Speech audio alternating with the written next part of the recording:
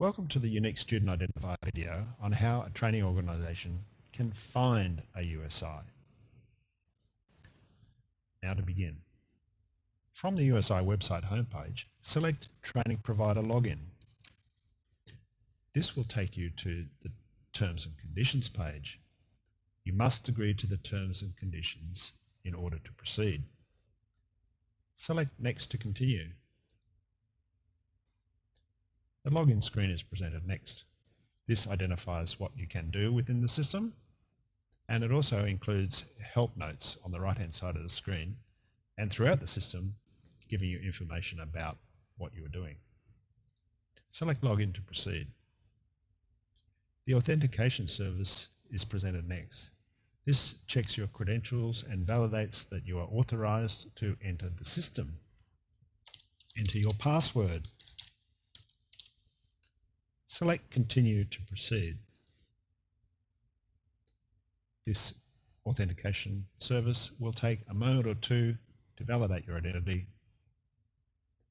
The next screen presented will be shown for large organisations who have multiple RTOs under the one ABN.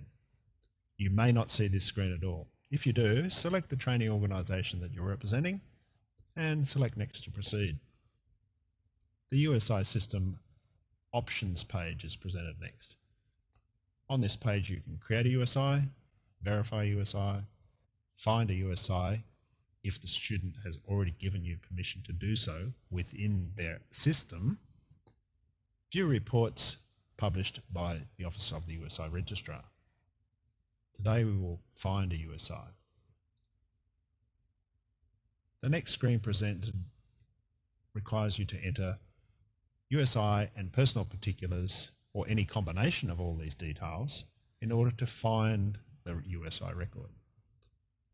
Please note, the student must have given your organisation permission within their account in the USI registry system for you to be able to find their record.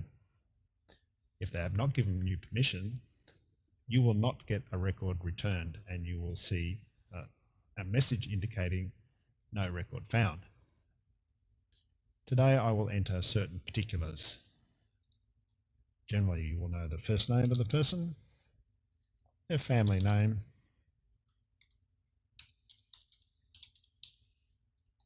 date of birth is a useful item to enter as it helps distinguish two people with the same first and family name.